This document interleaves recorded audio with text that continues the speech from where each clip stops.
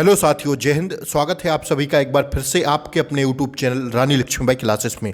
साथियों, अगर आप लोग चैनल पर नए हों तो प्लीज़ चैनल को सब्सक्राइब करें, बेल आइकन प्रेस करें ताकि क्लास का नोटिफिकेशन आपको सबसे पहले मिले। साथियों, प्रबंधन व मैनेजमेंट की अति महत्वपूर्ण क्लास है आज की। साथियों, अति महत्वपूर्ण क्लास है, मैं दोबारा से बोल रहा हूँ, आपको क्लास को बिल्कुल भी स्किप नहीं करना है। साथियों, क्लास को पूरी देखना है और क्लास का पार्ट है साथियों, आज क्लास है 28वीं। 27 क्लासें साथियों मैंने करवा दी हैं इसी चैनल पर। आप लोगों को लिंक इन 27 पार्टों की डिस्क्रिप्शन बॉक्स में एक तरफ से पूरी मिल जाएगी साथियों, पार्ट 1 से पार्ट 27 तक। तो आप लोग ना देखे हों, अगर आप लोगों ने इन पार्टों को, तो आप लोग देख सकते हैं। आइए अब हम स्टार्ट करते हैं बगैर समय को गवाए हुए।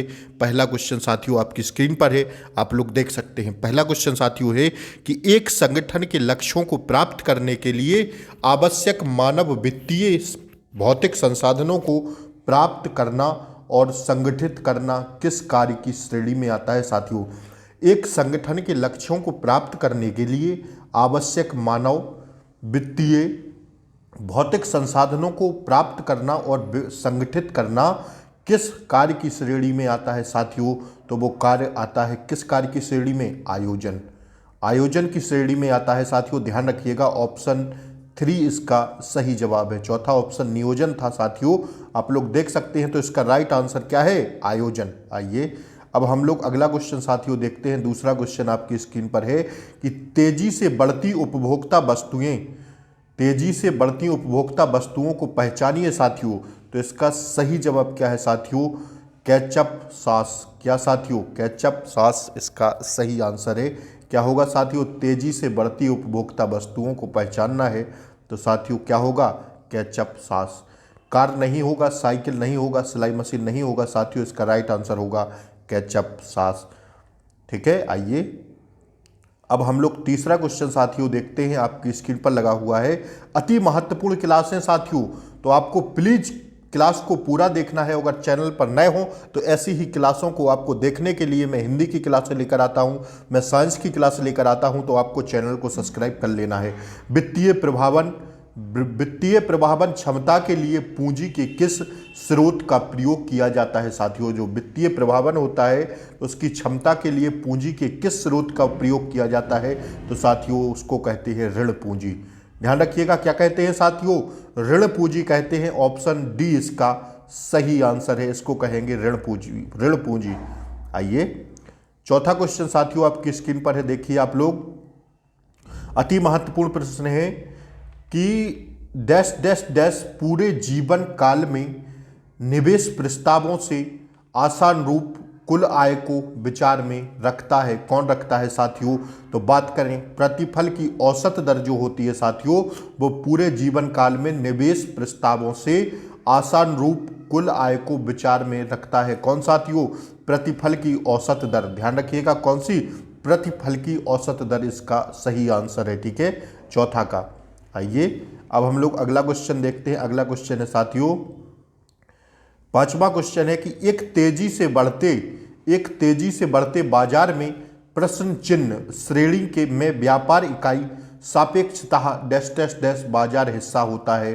कौन सा होता है साथियों? तो वो होता है लो। ध्यान रखिएगा, कौन सा साथियों? लो मतलब अल्प। ध्यान रखिएगा, इसका सही आंसर होगा ऑप्शन बी, इसका सही जवाब होगा कि एक तेजी से बढ़ते बाजार में प्रश्न चिन्ह श्रेणी के व्यापार इकाई सापेक्षता क्या कहलाती है साथियों? अल्प बाजार हिस्सा होता है। क्या?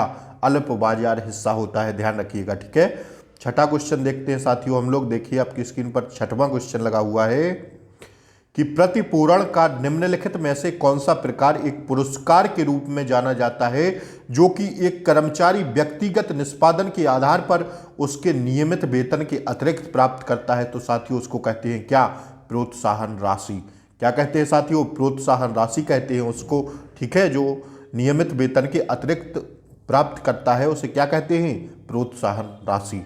ठीक है, ऑप्शंस आप लोग देख लीजिएगा एक बार, क्वेश्चन का चाहें तो स्क्रीनशॉट ले सकते हैं।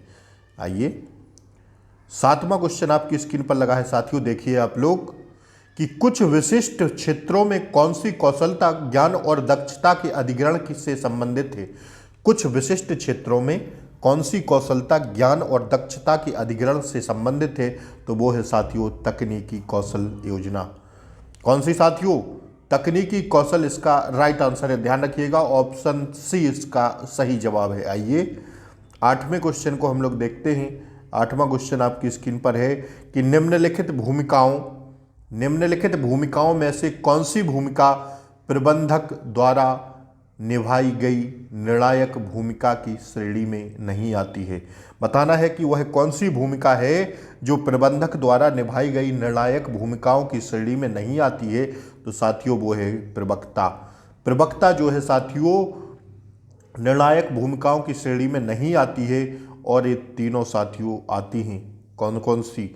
अव्यवस्था संचालक, संसाधन संभाजक और साथियों वार्ताकार। लेकिन प्रवक्ता साथियों निर्णायक भूमिका में नहीं आती है। तो ऑप्शन चौथा वाला इसका सही आंसर है। आइए अगला क्वेश्चन साथियों आपकी स्क्रीन पर लगा हुआ है कि विशिष्ट गतिविधियों को पूरा करने के लिए एक अधीनस्थ व्यक्ति को औपचारिक अधिकार और जिम्मेदारी प्रदान करने का कार्य कहलाता है साथियों। तो उसे कहते हैं प्रत्यायोजन। क्या साथियों? प्रत्यायोजन कहते हैं उसको। ठीक है, ध्यान रखिएगा, ऑप्शन ए इसका सही जवाब है साथियों। बढ़ते हैं अगले क्वेश्चन की ओर साथियों। अगला क्वेश्चन आपकी स्क्रीन पर लगा हुआ है, देखिए ऑप्शंस नीचे हैं। पहले आप लोग क्वेश्चन देखिए। विभिन्न कार्यात्मक विभागों से विशेषज्ञों को एक संगठन द्वारा तैयार किया जाता है और उन्हें परियोजना प्रबंधकों के नेतृत्व में एक या एक से अधिक परियोजनाओं को सौंप दिया जाता है। इस प्रकार के संगठन डैश डैश डैश कहलाते हैं। कौन से संगठन होते हैं साथियों इस प्रकार के संगठन? तो वो संगठन होते हैं मैट्रिक्स संगठन। कौन से साथियों? मैट्रिक्स संगठन होते हैं इस प्रकार के संगठन। ध्यान रखिएगा, ऑप्शन बी इसका सही जवाब है। एक बार दोबारा से क्वेश्चन आप लोग देख सकते हैं। आइए अब जो है हम अगला क्वेश्चन साथियों देखते हैं। 11वां क्वेश्चन है, अति महत्वपूर्ण प्रश्न है साथियों। तो आप लोग प्लीज चैनल पर नए हों तो चैनल को सब्सक्राइब करें। निम्न में से किस प्रकार की साक्षात्कार का उद्देश्य उन आवेदकों को छांटने का है जो स्पष्टतः कार्यों के लिए अराग्य हैं? ध्यान रखिएगा, तो ऐसे कौन से साक्षात्कार हैं साथियों? प्रारंभिक साक्षात्कार। कौन से साथियों? प्रारंभिक साक्षात्कार होते हैं ऐसे साक्षात्कार। ऑप्शन सी इसका सही जवाब है। ठीक है, 11वें का ऑप्शन सी सही जवाब है। आइए अगला क्वेश्चन साथियों हम लोग देखते हैं। 12वां क्वेश्चन है कि एचआरएम में निम्नलिखित तत्वों में से कौन से तत्व का एक संगठन में प्रौद्योगिकी का सबसे महत्वपूर्ण उपयोग होता है साथियों? बताना है कि एचआरएम में निम्नलिखित तत्वों में से कौन से तत्व का एक संगठन में प्रौद्योगिकी का सबसे महत्वपूर्ण उपयोग होता है? तो साथियों वो है मानव संसाधन सूचना प्रणाली। ध्यान रखिएगा, कौन सा है साथियों? मानव संसाधन सूचना प्रणाली, ह्यूमन रिसोर्सेज इंफॉर्मेशन सिस्टम। ध्यान रखिएगा, ऑप्शन ए इसका सही जवाब है साथियों। ठीक है, आइए 14वां क्वेश्चन आपकी स्क्रीन पर है साथियों, देखिएगा। स्वतः वित्तीयन डैश डैश डैश को शामिल करता है। किसको शामिल करता है साथियों? तो वो करता है देनदारी लेखा को। किसको साथियों? स्वतः वित्तीयतन किसको शामिल करता है साथियों? वित्तीयतन किसको शामिल करता है साथियों? स्वतः देनदारी लेखे को। ऑप्शन सी इसका सही जवाब है। आइए 15वां क्वेश्चन देखिए साथियों। पहले आप लोग क्वेश्चन को ढंग से पढ़िएगा। मुद्रा बाजार म्यूचुअल फंड होता है, क्या होता है साथियों? जो मुद्रा बाजार म्यूचुअल फंड होता है वो क्या होता है? तो आपको इसका सही जवाब बताना है। तो इसका सही जवाब पहले आप लोग सुन लीजिएगा कि मुद्रा बाजार म्यूचुअल फंड, मुद्रा बाजार या म्यूचुअल फंड हम किसे कहते हैं? तो साथियों वो होता है एजेंसी होती है जो कि धन बाजार उपकरणों में अप्रत्यक्ष रूप से निवेश करने के लिए व्यक्तियों और छोटे व्यापारों को सक्षम करती है। वो क्या कहलाती है साथियों? वो कहलाती है मुद्रा बाजार या म्यूचुअल फंड। ठीक है, एजेंसी होती है जो कि धन बाजार उपकरणों में अप्रत्यक्ष रूप से निवेश करने के लिए व्यक्तियों और छोटे व्यापारों को सक्षम करती है। आइए अगला क्वेश्चन है साथियों, आप लोग अगला क्वेश्चन, नेक्स्ट क्वेश्चन देखिए। अगला क्वेश्चन आपकी स्क्रीन पर लगा हुआ है, 17वां क्वेश्चन है कि संघर्ष प्रक्रिया में संघर्ष कब दृष्टिगोचर होता है? तो वो होता है व्यवहार में।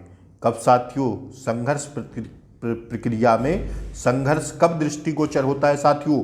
व्यवहार में। ध्यान रखिएगा, ऑप्शन डी इसका सही जवाब है। आइए अब हम लोग अगला प्रश्न देखते हैं। 18वां प्रश्न आपकी स्क्रीन पर लगा हुआ है। प्रभावशीलता, प्रभावशीलता इससे संबंधित है, किससे संबंधित है साथियों? प्रभावशीलता किससे संबंधित है? तो वो है लक्ष्य उपलब्धि से। लक्ष्य उपलब्धि से। किससे साथियों? प्रभावशीलता जो है किससे संबंधित है? लक्ष्य उपलब्धि इसका सही आंसर है। ठीक है, आइए 19वां क्वेश्चन साथियों देखते हैं हम लोग। सकल लाभ, सकल लाभ बिक्री घटाओ डैश डैश डैश होता है, क्या होता है साथियों? तो वो होता है विक्रय माल की लागत। क्या साथियों? ऑप्शन थर्ड इसका सही आंसर है, विक्रय माल की लागत होता है क्या? सकल लाभ बिक्री घटाओ। ठीक है, क्या होता है? जो है विक्रय माल की लागत होता है। आइए 20वां क्वेश्चन आपकी स्क्रीन पर है, देखिए। सभी लागत पर लेन देन का अभिलेखन करना और बाजार मूल्य पर नहीं करना डैश डैश डैश कहलाता है, क्या कहलाता है साथियों? तो वो कहलाता है लागत अवधारणा। क्या साथियों? लागत अवधारणा कहलाता है। ध्यान रखिएगा, ऑप्शन थर्ड भी इसका सही जवाब है कि सभी लागत पर लेन देन का अभिलेखन करना और बाजार मूल्य पर नहीं करना लागत अवधारणा कहलाता है। ठीक है, आइए नेक्स्ट क्वेश्चन अब हम लोग देखते हैं। 21वां क्वेश्चन है, अति महत्वपूर्ण प्रश्न है कि विक्रय सामग्री की लागत डैश डैश डैश होती है, क्या होती है साथियों? जो विक्रय सामग्री होती है उसकी लागत क्या होती है? तो उसकी लागत होती है क्या?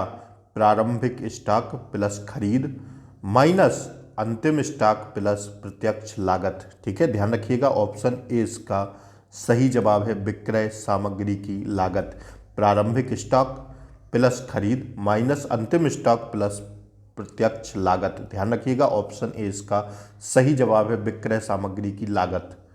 आइए अगला क्वेश्चन है लगा हुआ है साथियों आपकी स्क्रीन पर कि BRS को डैश डैश डैश के लिए तैयार किया जाता है साथियों।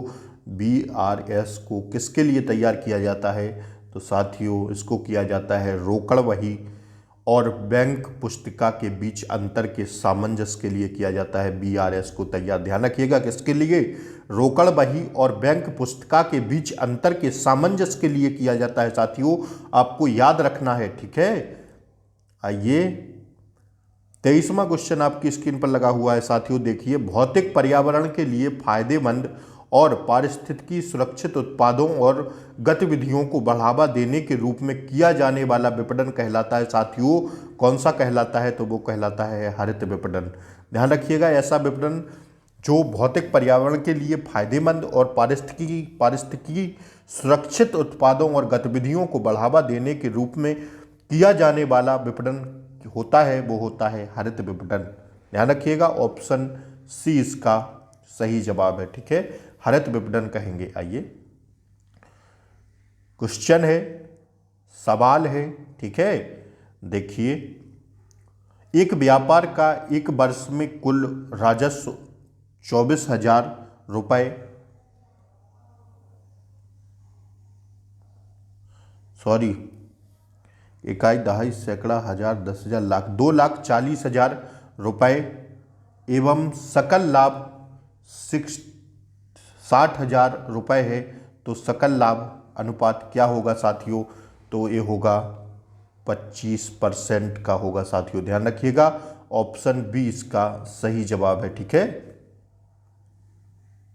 तो साथियों इसका सही जवाब है क्या? 25% होगा। ध्यान रखिएगा। ठीक है, आइए अब हम लोग अगला क्वेश्चन देखते हैं साथियों। 25वां क्वेश्चन है आपकी स्क्रीन पर।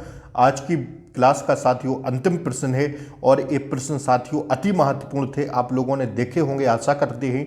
तो साथियों ऐसे ही प्रश्न आपको परीक्षा में कहीं ना कहीं देखने के लिए मिलेंगे साथियों। डैश डैश डैश वातावरण निगरानी पर जोर देता है, कार्यनीतिक योजनाओं के प्रभाव का आकलन करता है और आवश्यकता अनुसार उन योजनाओं में परिवर्तित करता है। कौन होता है साथियों? तो वो होता है रणनीतिक नियंत्रण। ध्यान रखिएगा क्या होता है, रणनीतिक नियंत्रण होता है। तो आई होप आप लोगों को वीडियो अच्छी लगी होगी। अगर वीडियो अच्छी लगी हो तो प्लीज़ वीडियो को लाइक करें, चैनल को सब्सक्राइब करें, बेल आइकन प्रेस करें ताकि क्लास का नोटिफिकेशन आपको सबसे पहले मिले। और प्लीज़ आप लोग दोस्तों के पास, अपने रिलेटिव्स के पास प्लीज़ इस वीडियो को ज़्यादा से ज़्यादा शेयर करें। थैंक यू दोस्तों, मिलते हैं अगली वीडियो में, तब तक के लिए जय हिंद।